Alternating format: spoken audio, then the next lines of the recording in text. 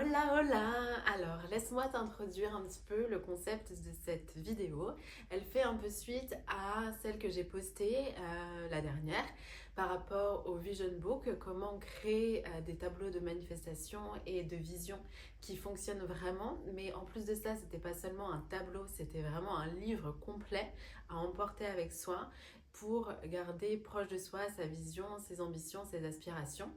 Et là, on va faire quelque chose dans la continuité un petit peu de ça parce que c'est le début de l'année, c'est parfait pour avoir de nouveaux objectifs, pour avoir des nouvelles intentions, mais c'est aussi parfait pour, selon moi, laisser la magie de la vie opérer et aussi se reposer à un plan un petit peu plus divin. Mais je trouve que c'est intéressant de donner une direction à notre année, à ce à quoi on a envie qu'elle ressemble pour un petit peu faire tomber toutes les barrières de ce qui semble pas réalisable ou pas possible, en tout cas pour nous, pas pour maintenant. Donc ce qu'on va faire, c'est qu'on va reprendre dans cette vidéo le concept, un petit réel que j'ai vu de Jay Shetty qui invite à se servir d'un bocal vide et de écrire chaque semaine une chose qui s'est bien passée dans la semaine et qui a été magique, merveilleux. Et le concept, c'est à la fin de l'année de prendre ce bocal et de l'ouvrir et de se rappeler des choses qui potentiellement on ne se serait pas rappelé sans ça, des petits détails qu'on fait notre journée, notre semaine et vraiment se faire un petit rituel et ritualiser tout ça, ritualiser notre vie, la rendre un petit peu plus romantique. On a beaucoup vu cette année ce concept de romantiser sa vie sur Instagram. Et je trouve que c'est aussi un petit peu important de sortir du digital parce que moi, tu le sais si tu me suis sur cette chaîne, je travaille dans le digital, j'adore co-créer des choses en digital, mais j'aime aussi un peu me rendre compte de créer des souvenirs différents. Donc c'est pour ça que j'ai eu envie de créer le Vision Book. C'est pour ça que j'ai envie de sortir un petit peu des tableaux Pinterest classiques ou des enregistrements sur Instagram, etc. Donc tout ce qui nous fait envie en termes d'expérience, en termes de style de vie, etc. Bah, ça va être de porter un peu plus de magie à ça et de faire en sorte que ça arrive. Donc pour revenir à la vidéo de Jay Shetty, en fait, il raconte que une fois qu'on a rempli ce bocal à la fin de l'année, on se rend compte de l'année magique qu'on vient de passer et ça fait un petit peu ce concept de did list. C'est au lieu de voir ce qu'on n'a pas, ce qu'on a échoué, ce qu'on n'a pas réalisé dans l'année, c'est plutôt toutes ces petites victoires ou ce qui nous a apporté de la joie tout au long de l'année. Donc ça, c'est une première chose. Mais moi, j'ai pensé à encore quelque chose de différent, c'est-à-dire que j'ai eu envie de combiner ce concept-là avec le concept d'intention et d'objectif. Donc, ce que j'ai fait, c'est que j'ai écrit des objectifs que j'ai sur un brouillon. Et l'idée, ça va être de en écrire des petits comme des grands objectifs et de les inscrire sur des petits papiers et de chaque semaine venir porter son attention sur un objectif en particulier et du coup de commencer à, sur une semaine, mettre un petit peu plus d'attention justement sur cet objectif en particulier et pas un autre. Et du coup, ça va commencer à ancrer l'habitude qu'on n'avait pas forcément au préalable et ça va nous inciter à, encore une fois, à ritualiser notre quotidien. L'idée donc, c'est de chaque semaine prendre un nouvel objectif, d'avoir une nouvelle intention pour la semaine et en même temps de déposer quelque chose qui s'est bien passé. Donc en même temps qu'on prend un objectif, on remet un souvenir, une anecdote, quelque chose dans le bocal. Donc en fait, à la fin de l'année, on aura un bocal plein, mais on aura aussi rempli potentiellement des micros-objectifs qu'on aurait peut-être oubliés au fur et à mesure du chemin. Donc c'est aussi se reposer au hasard et sur quel objectif je vais tomber cette semaine et se rappeler peut-être que au début de l'année on a fixé cet objectif et on le veut toujours encore énormément, mais c'est juste que le temps a passé, l'eau a coulé sous les ponts, on a fait d'autres trucs et on a oublié cet objectif qu'on avait. Donc c'est comme un constant rappel. Donc imaginons que j'ai envie de de mieux consommer et par exemple de prendre plus soin de ma santé, un micro-objectif, ça pourrait être de consommer des poudres adaptogènes au quotidien.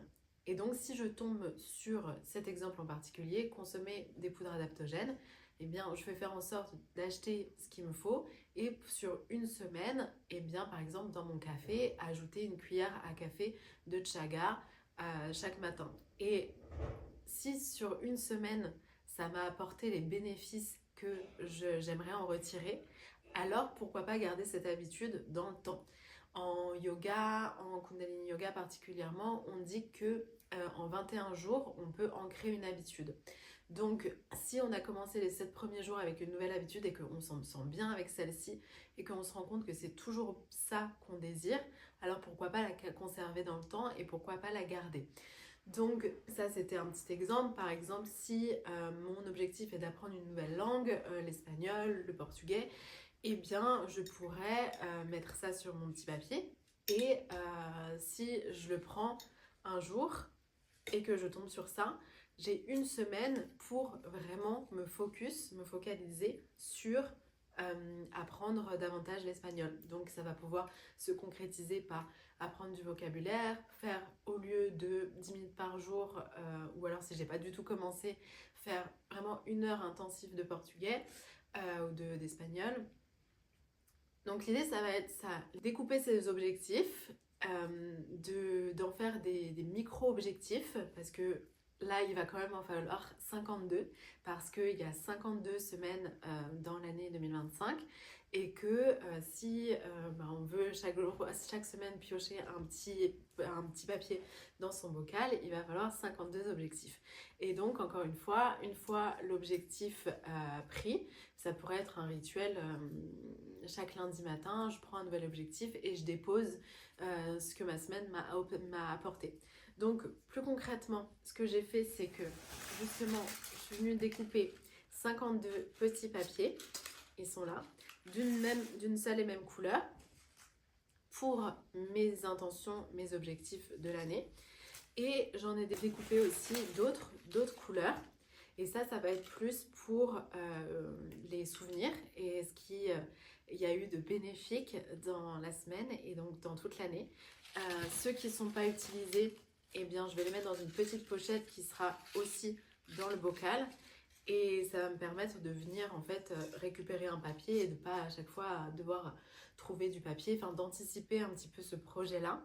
Et l'idée, c'est aussi un petit peu de garder ce bocal avec soi et de l'emmener un petit peu partout et de pouvoir le déposer. Alors, on peut prendre un plus petit ou quelque chose de plus pas forcément en verre, mais concrètement, c'est exactement ça. Donc, du coup, si je reprends mes objectifs qui sont sur mes papiers brouillons, eh bien, je peux en écrire, par exemple, là, je tombe sur créer un premier événement en présentiel. Donc, du coup, j'écris créer ma première retraite. Et donc, ça veut dire que si il y a un moment dans l'année où c'était pas du tout dans mes plans de travailler sur ce projet-là en particulier, eh bien, je vais m'en servir comme excuse pour venir travailler sur ça, justement, cette semaine-là en particulier, où c'était peut-être pas prévu du tout, où c'était pas dans ma to-do de la semaine, mais ça va me rappeler que ce projet-là, il est dans mon cœur, que j'y ai pensé, que je l'ai mis intentionnellement dans ma liste au début de l'année et que du coup, pourquoi pas ne pas travailler une semaine à mettre des micro-actions dans cette direction-là. Et au niveau mindset, je suis convaincue que c'est ça qui change tout, les micro-habitudes, la capacité qu'on a à rebondir quand on a échoué quelque chose. Il y a aussi cette chose-là que j'aime bien me rappeler, c'est que on échoue seulement à partir du moment où on arrête d'essayer. Donc je trouve que c'est aussi cool de se rappeler de ça. Et voilà, une fois que j'aurai ancré, là je pourrais commencer maintenant, mon souvenir de cette semaine, eh bien je le mets dans le bocal avec les autres. Et voilà, avec ça, on aura normalement une vie bien remplie cette année, bien remplie de souvenirs, prêt à collecter des expériences de vie magiques, prêt à faire que cette année soit finalement notre année et que on remplisse enfin notre vision, nos objectifs. Si au courant de l'année on a envie d'autre chose et qu'on se rend compte que cet objectif ça l'est plus finalement, ben, c'est aussi intéressant de se dire que, ouais, que la vie a eu un autre plan pour nous et qu'on passe à autre chose, à un autre projet. Et voilà, donc concrètement, j'espère que ça a été clair en termes d'objectifs. C'est intéressant quand il s'agit de fixer des objectifs, de faire quelque chose de réalisable, d'atteignable et de le faire aussi peut-être pourquoi pas par palier. Si mon objectif c'est de gagner telle somme d'argent à la fin de l'année, eh bien je peux peut-être progressivement augmenter mon chiffre d'affaires mois après mois. Ça pourrait être une première habitude. Si mon objectif c'est d'avoir plus d'abonnés sur mes réseaux sociaux, eh bien une des actions à prendre ça va être de poster du contenu, mais aussi de se rendre compte de vouloir passer des paliers. Si le premier trimestre je veux atteindre 5000 abonnés, eh bien, alors c'est quelque chose qui est un peu compliqué ça parce qu'on ne contrôle pas finalement les chiffres et on peut pas, c'est un peu hors de notre contrôle. La seule chose que nous on est capable de faire pour aller dans cette direction, c'est poster du contenu, interagir avec notre audience, enfin faire en sorte de faire ce qui fonctionne pour grandir une audience. Mais les résultats, on les connaît pas, on peut pas les anticiper, c'est pas écrit, c'est un peu un plan un peu plus divin selon moi, qui est hors de notre contrôle. Mais ce qui est intéressant, c'est d'aller plutôt toucher les objectifs peu à peu en fait, step by step, étape par étape, marche par marche, et du coup de pas avoir forcément la big picture tout de suite. Si je dis que demain, enfin si je dis que cette année je veux 1 million d'abonnés, ça va me paraître irréalisable, inatteignable, alors que si je passe déjà la barre des 5000 au premier trimestre, etc., eh bien je vais aussi avoir des small wins, des petites réussites qui vont faire en sorte que je vais me rendre compte que je progresse et que j'ai dépassé un palier. C'est exactement ce qui se passe pour les réseaux sociaux, par exemple pour YouTube. Quand un réel il est performant sur Instagram, eh bien on a des petites réussites qui sont débloquées, des paliers en fait, 10 000 vues, 20 000 vues, 30 000 vues, etc. Et du coup ça renforce notre confiance à réaliser ce projet-là. Et ouais, encore une fois, c'est des petites victoires qui permettent de voir son expansion plus globale. Donc voilà en termes de comment on fixe un petit peu des objectifs. Ce qui est intéressant, ça va être du coup de les découper en trimestres, mais là, c'est encore, je vais faire une vidéo plus dédiée à comment définir davantage ces objectifs de façon concrète, pourquoi pas avec des trimestres et tout ça. Mais l'idée avec ça, c'est aussi de se laisser un peu reposer au hasard, à la magie, à... ça vient de nous, c'est ce qu'on désire peut-être depuis longtemps. Je t'inviterai aussi à regarder dans les enregistrements, moi c'est ce que j'ai fait, j'ai pris mon téléphone, j'ai regardé tous les enregistrements que j'avais sur Instagram, sur Pinterest, j'ai regardé un petit peu mon vision book qu'on a fait sur YouTube dans la dernière vidéo. Donc je t'inviterai à reprendre un petit peu tout par séquence de vie, par catégorie de vie et se dire ok dans cette catégorie, dans mes relations, qu'est-ce que je désire, et du coup de fixer ces objectifs comme ça par catégorie.